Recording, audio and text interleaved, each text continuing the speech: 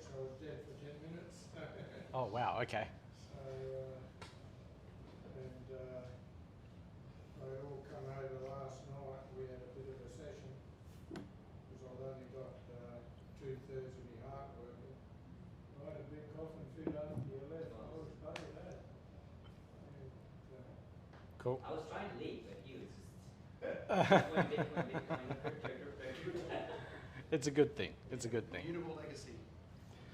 All right. And Jason, did you want to do an intro as well, or? I'm just here to follow along with it. Yep. Cool. Learn as much as I can. Yeah. Awesome. Awesome.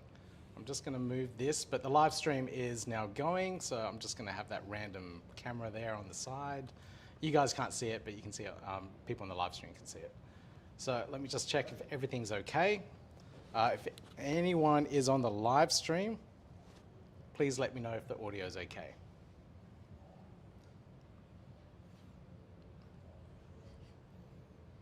Or I can just load it up myself and test. Yeah, thanks. Oh, damn those ads. I hate the ads.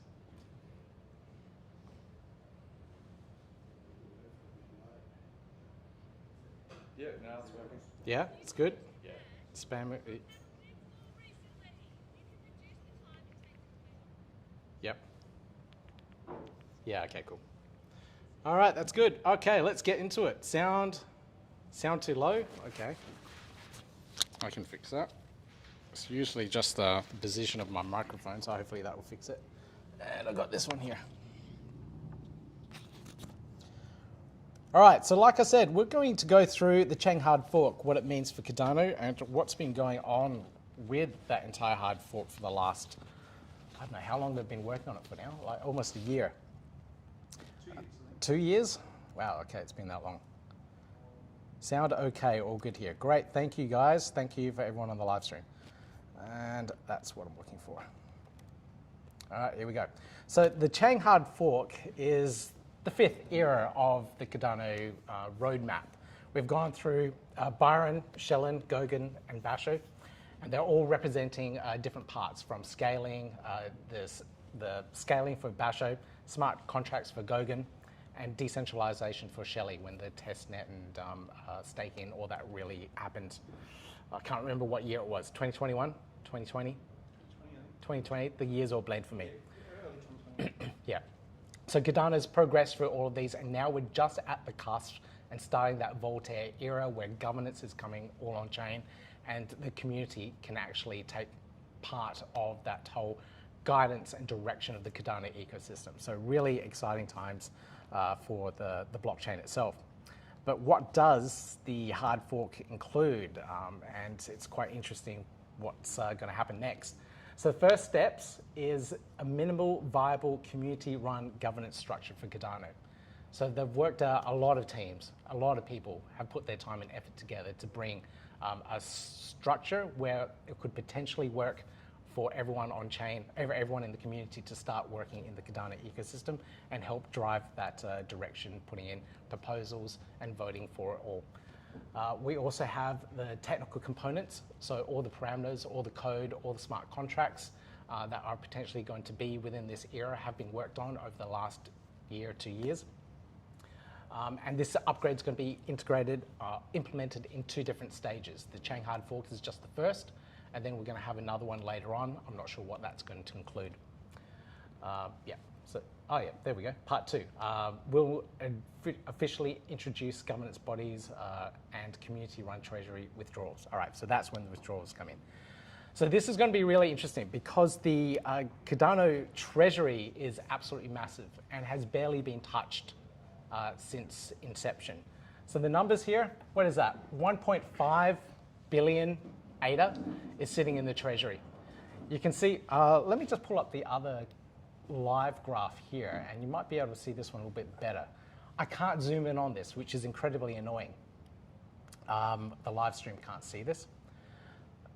But this graph here, hang on, let me just change it for the live stream. Oh, yeah, where yeah. have you got this data from? This is a Cardano blockchain insights. It's pulling on-chain data and putting it into this Google platform, whatever it's called.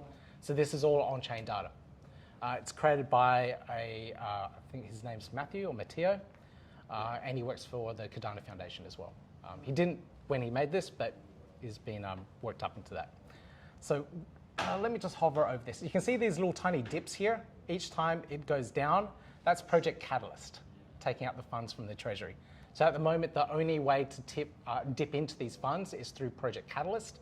So this Project Catalyst has been running for the last 3-4 years. And every funding round, they have an allocation of ADA that they withdraw and then distribute to the community that way. So this whole governance, has been working through Project Catalyst at the moment. But what the Chang Hard Fork and what the future of Voltaire era will open up is larger sums of revenue coming out of that treasury. So we're going to see larger funds, bigger projects come in and ask for millions and millions of ADA at a time, as opposed to the 100,000, which is the limit and cap at the moment through Project Catalyst. So we're going to see a lot of funds being used through this. If you want the links to all this, everything's in the slides. I haven't read the fine print, but there's a massive long website which I put through ChatGTP to try and gather the data through, condense the data. I go through it a little bit, but I don't know the limits of how much people can withdraw. But from what I've heard from talking to some projects, they're trying to prime their audience and community members that it will be in the millions of ADA in one withdrawal for one proposal. So it's going to be a lot of funds coming out. Okay, where's the slides gone?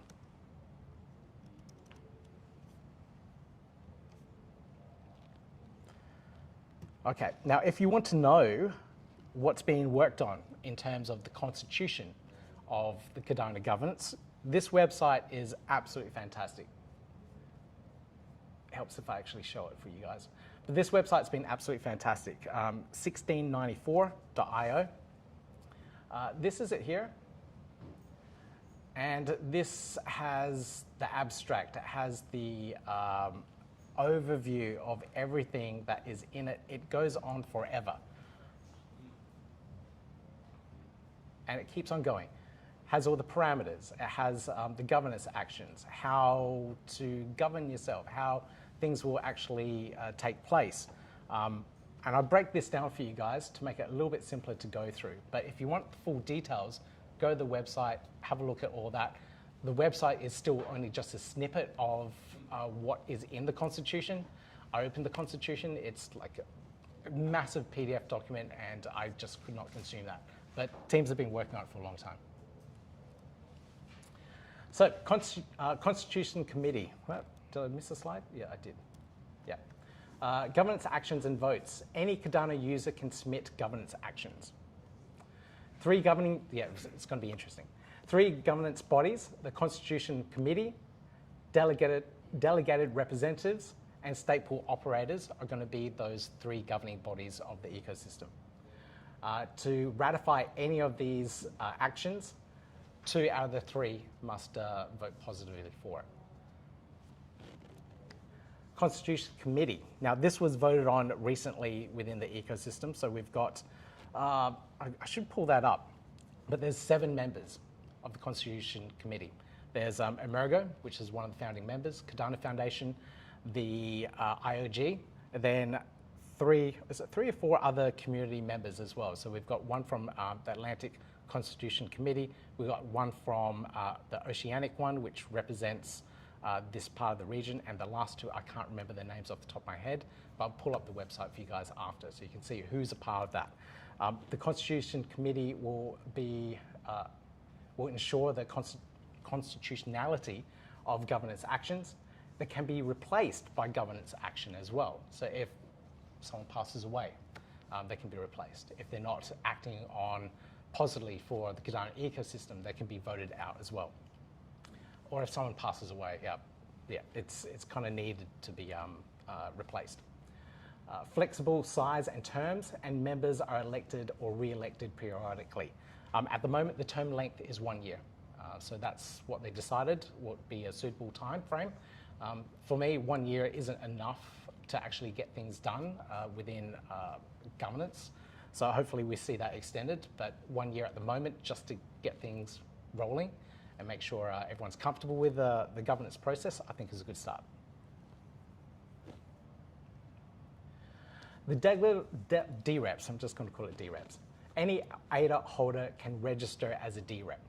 So if you have ADA in a wallet, you can register as a DRep. DReps represent voters and vote on their behalf. Or if you're a solo DRep, and you can vote on your behalf. So you can use your ADA stake that's delegated to your delegate representative address and then vote on chain and just represent yourself. Inactive DReps, those who don't vote, are marked inactive and their delegated stake is not considered in voting. So that's to get rid of the delegation that might be not voted for. Yep. How long you have to be inactive for? What's the inactivity determined by? I would have to look up the parameters. Yep, yep.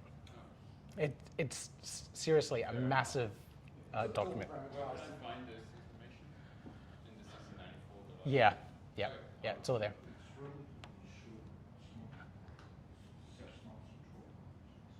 Yep. We'll change it and tweak it. Yeah. Something like less than 3 months, not voting. Thank you. Yep. For those on the live stream, though, they said roughly about 3 months. It's just a short time period for inactivity.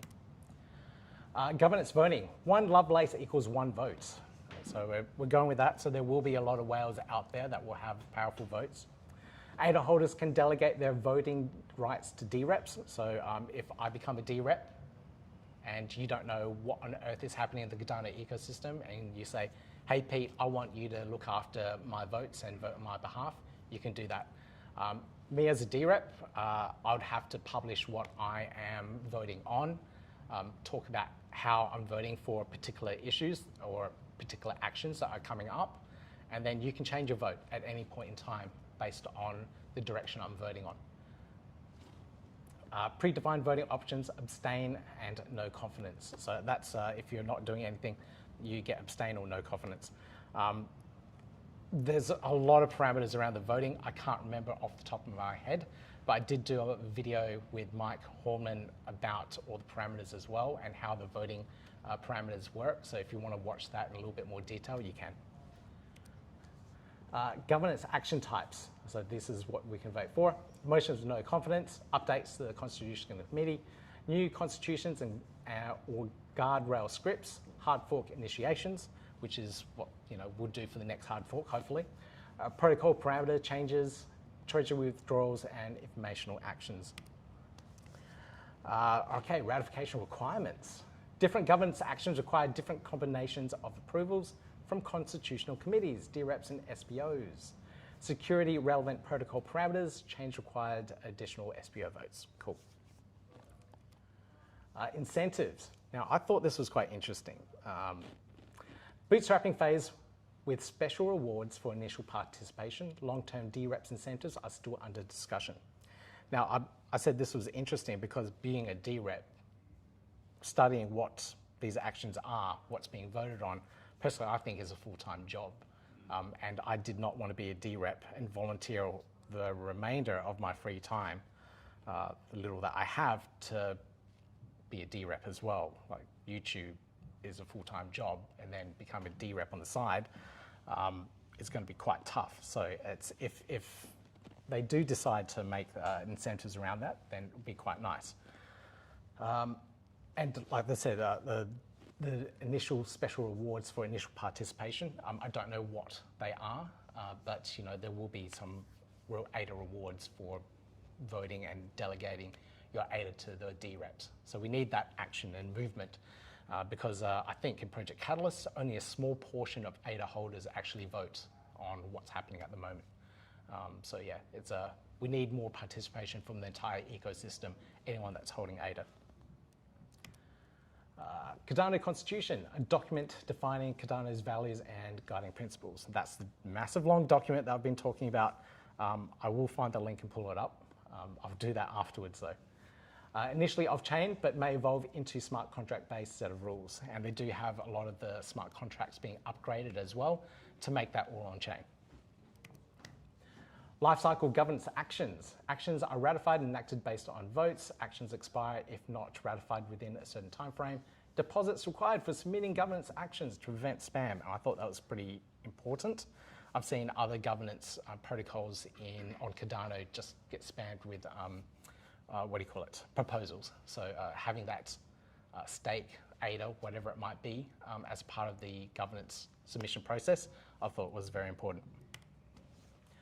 Implementation, two hard forks to implement changes. Initial bootstrapping phase to register as DReps, get familiar with process. Now, this is the interesting question that everyone's asking. When is the hard fork? So, from what I've been told from Daniel, it's been done on preview earlier today. Yeah, there was a hard fork recently, so Yep.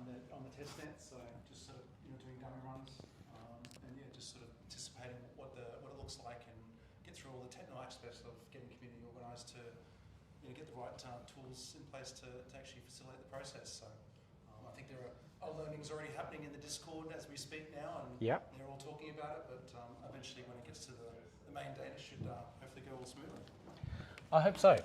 So preview is being worked on.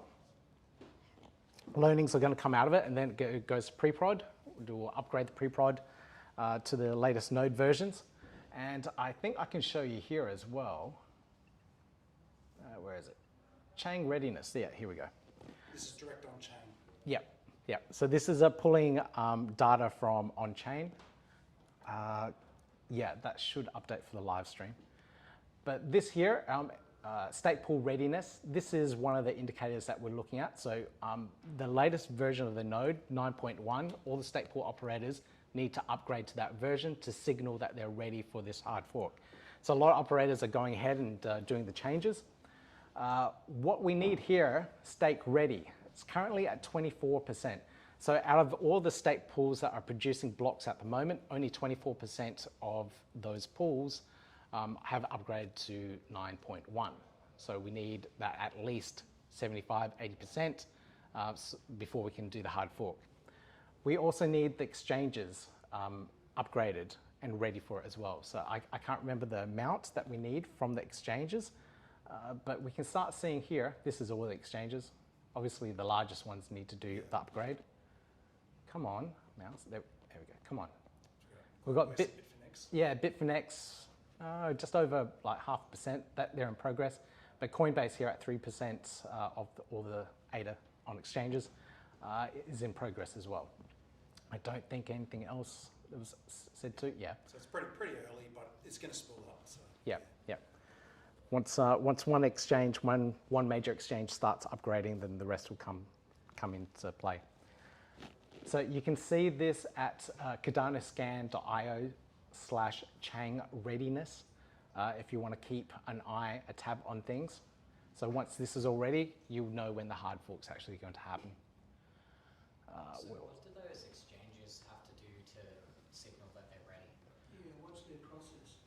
Just upgrade their nodes. Yeah, they'll have Yep. their nodes as their interface to the chain as well. And Yep. yeah, they need to upgrade their infrastructure, but they also have a lot of APIs, so it's a little bit added complexity. So the SBOs will signal first because we just worry about the primary node, but then you'll get the exchanges will upgrade their nodes, but also the infrastructure around it and APIs. They've got a little bit of tweaking to do, but once they get through it, then that's when we start to think about.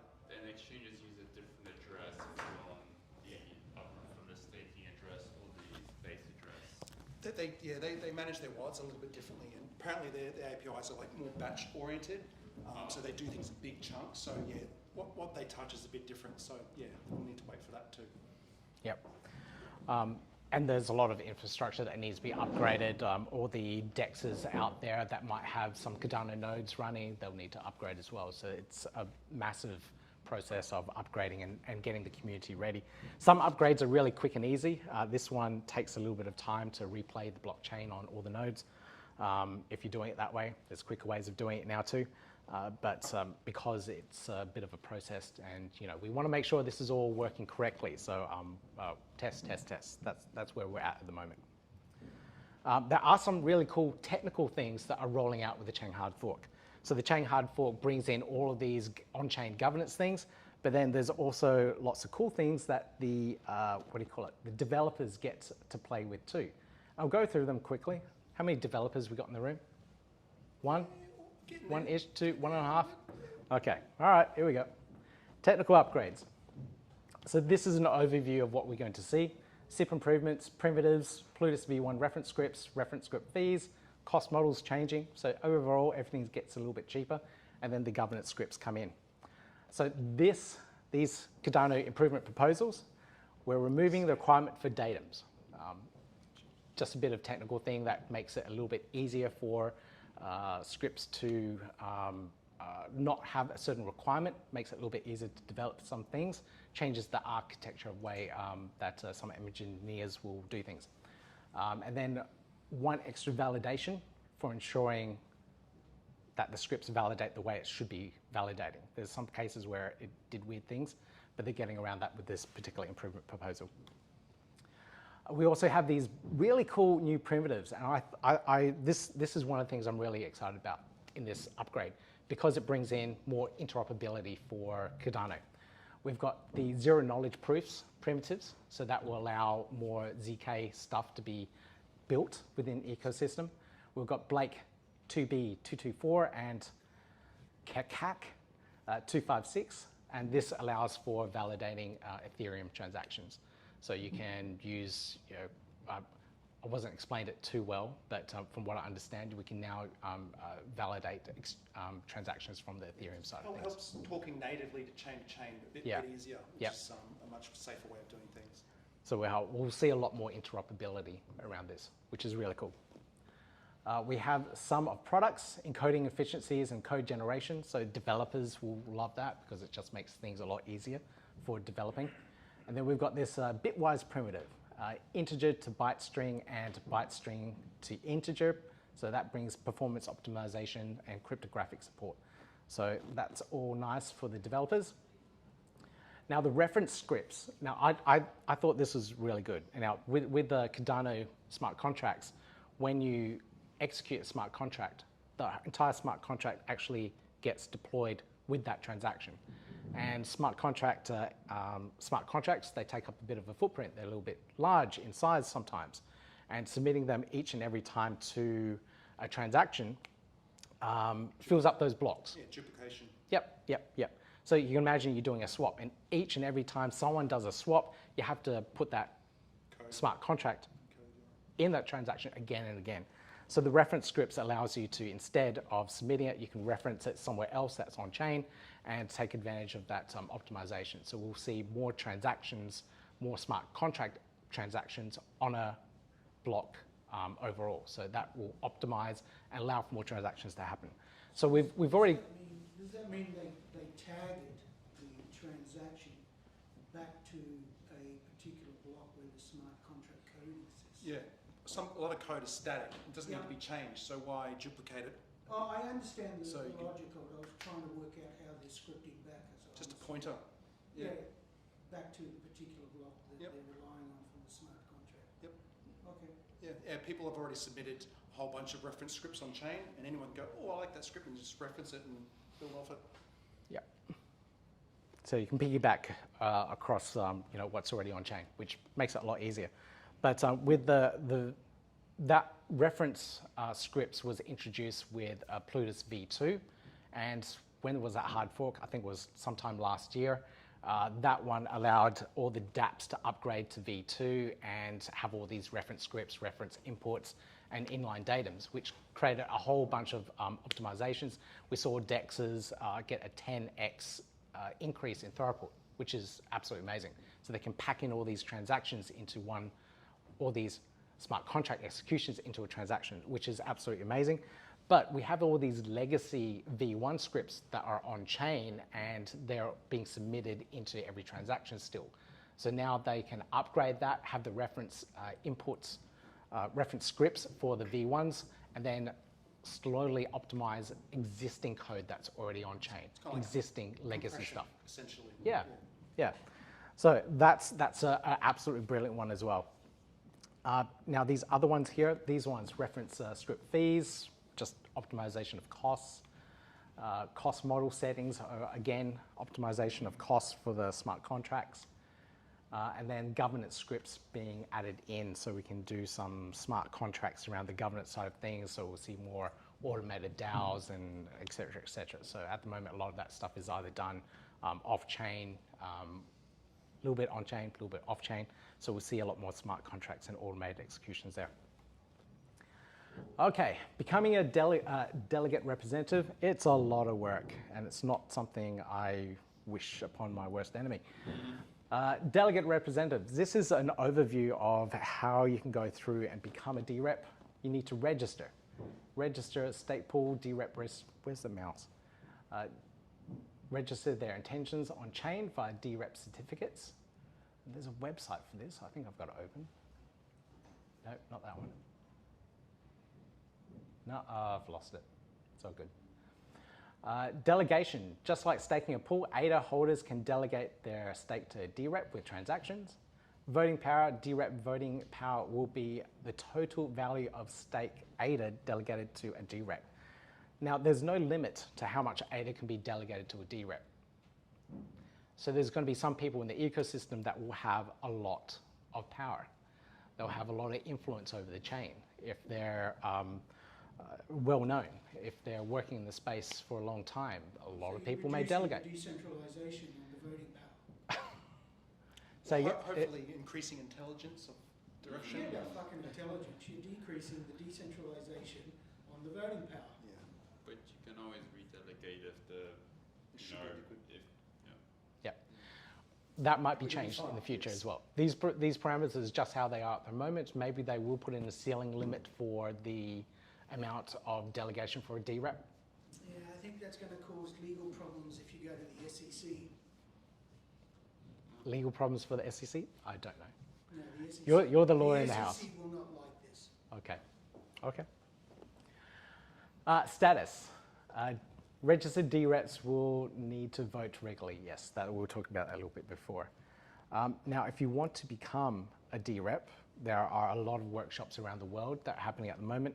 The one in Australia, I think there was one in Perth, or there's going to be one in Perth. We've got the one here in Sydney this weekend. If you want a last-minute flight out to Sydney, I'm going. Des is going. Anyone else? Cool. All right, there's 2 of us going. We'll represent this side. I'll represent Brisbane. But you can, I think there are a couple of online ones as well. So if you're really interested, try and find them. I'll find links. I'll add them to the show notes. What else we got here? So that brings me to the end of the governance side of things, and I'll talk briefly over some of these ecosystem updates, and I'll open it up to questions. If you want to interject at this point, feel free. We've gone through the bulk of the presentation already. All right, so ecosystem updates. Now there's a lot happening, and I'll try and go through all of these and comment on all of them. First one I'd like to talk about is the L2s. The layer 2s that are coming into the ecosystem. And I thought this one's super interesting because there's a lot of focus and attention on Midnight. Midnight's the privacy chain that IAG is building at the moment. This will bring in private transactions. And this is going to hopefully bring in enterprises as well. Because the last thing you want to see is your competition monitoring what you're doing on chain and then copying or taking advantage of that information. You can see that, you know, JP Morgan's transferring X amount of dollars to another company. Oh, why are they doing that? They must have a big business deal that's happening. Let's buy some of their stocks. You know, we want to keep those things private. So big entities like that don't want their transactions on chain for the public to see. And now with the Midnight will allow for that level of privacy, but still allow people, certain people, to see the transactions if need be. So Midnight's going to be quite interesting. Now, the thing that Midnight is built on is Polkadot's Substrate, their modular way of building blockchains. And so Substrate is bringing in, on Cardano, what's called partner chains. So now projects can start building up these partner chains and running their dApps on it. So one example is Charlie 3. They're building their Oracle network on Substrate, on the partner chain, whatever it's called. And they'll be able to run their oracles through there at a cheaper rate, cheaper fee, make it more cost effective, and allow other operators to come in and build their networks, build up their node network on Substrate. So that's one example. And there's going to be a lot more of these building DApp-specific blockchains on these partner chains that are coming up. We also have Hydra heads. Hydra heads allows for lots of transactions between certain parties. There's a few examples. So a lot of people think that Hydra is not being used. There are projects that are building on Hydra at the moment.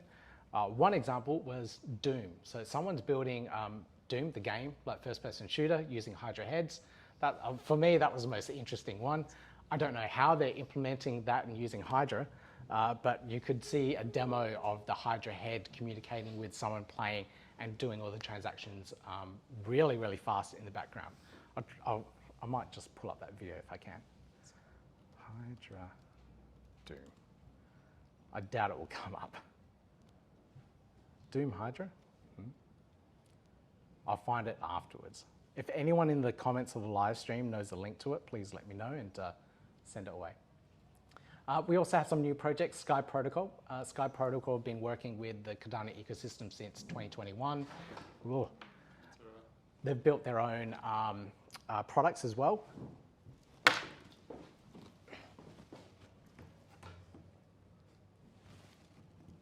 They've built their own smart contract language and all sorts of things. So the team there are quite smart. So hopefully we'll see something interesting come out from them, but they're pretty new. They've only had a token sale recently. Where were we? So it looks like the live stream's lagging a little bit. Internet connection here is terrible. Okay, and then we have Milcometer. Milcometer is a side chain that brings in EVM capabilities for Cardano. It's been live for about 2 years. There's a little bit of uptake for it. It's not that popular. There's all sorts of reasons why the Cardano community aren't super interested in it, mostly around the Nomad bridge hack, which happened in 2022, I think. That put a lot of people off bridges. Okay, next slide.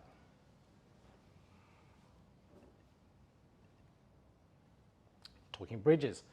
We've got one chain, Neta BTC and Rosenbridge are bringing in liquidity from all over the place. Probably the most interconnected one is one chain. Absolutely love it. I've done a lot of video tutorials around it as well. But you can bring in almost any asset over and, to the Cardano ecosystem. I've been working with the One Chain team and Unify's team to bring in Polkadot assets over. So we've got Polkadot now. We're going to see doing it in reverse, bring ADA over, but we just got to work out what parachain to put it on. So there's all these things we've got to think about. But we're going to see more interoperability and more assets moving between different chains, which is really cool. Yeah, there we go. Sorry for the live stream, guys. It seems like it's lagging a little bit, so hopefully it's okay. Let me know if it's not. Now, with Plutus V2 that launched last year, we've seen a lot of the DEXs, a lot of the protocols all upgrade to that now. So we're seeing a lot more faster speeds. So if you haven't been in the Cardano ecosystem for the last couple of years, maybe your first experience of it was with Sunday Swap or MinSwap in the very early days. I can't remember what the early days were now, but perhaps you experienced it and you thought it was quite slow and you didn't like it.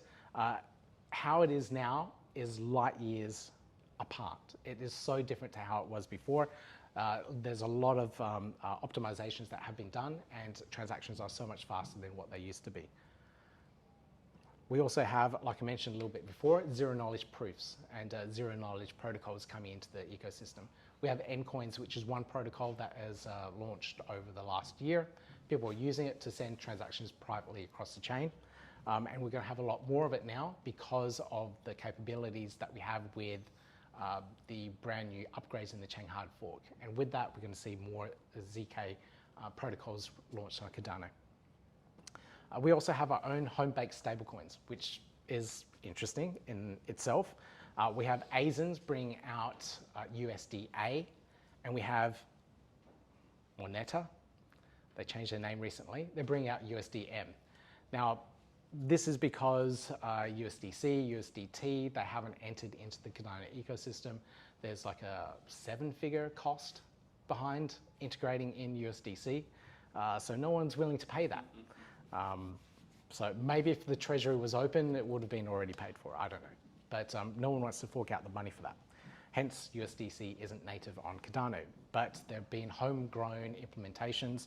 We also have JED, algorithmic stablecoin. We have wrapped asset versions of USDC, USDT, which I've been using myself. And we have protocols that are providing yield gains around those particular assets as well. So you can provide assets to these protocols and have stablecoin yield farms, for example, earning your rewards for anyone that's converting these stablecoins. So there's a lot of options out there. But ASIN's USDA should be launching end of this year. USDM only launched beginning this year. Timelines blend for me. I get really confused. I think it was earlier this year. But more and more liquidity is coming up. They're fully compliant. They're fully regulated in the US. The interesting thing about these stablecoins, unlike USDC on EVM chains, these assets can't be seized. So USDC on Ethereum, on Arbitrum, whatever, can be frozen. So if for whatever reason you interacted with a scammer by accident, maybe, a governing body can say, hey, we want that person's wallet stopped. They can stop those assets. They can freeze those assets and you will have no access to them. So the big difference here in the Cardano ecosystem, those assets are never frozen. They can freely move around. You can always use, trade, sell them until you get to an exit point. So if for some reason you've been flagged and you can't off-ramp your tokens, that's when you may be blocked. But within the ecosystem itself, those assets will never be frozen. I think that's a massive advantage. In terms of the developer ecosystem, night and day. I have written my first smart contract using Aiken. I am not an experienced developer, but I could follow the tutorials and step through things and get a smart contract, a basic hello world one executed. Yep, Rob? Which of the three is easiest for someone who's experienced with writing smart contracts on Ethereum or Solidity? Aiken. Aiken? Yep, Aiken. Aiken's similar to Rust, from what I've been told. I haven't used Rust myself. So if you've programmed in Rust, you'll pick up Aiken really quickly. There's a massive amount of documentation behind Aiken as well. And almost every protocol out there has been using Aiken. There's smaller projects and stuff that are using Helios, which is that middle icon, such as Tokyo Pay, one of the wallets. They are a Byron Bay based company, startup.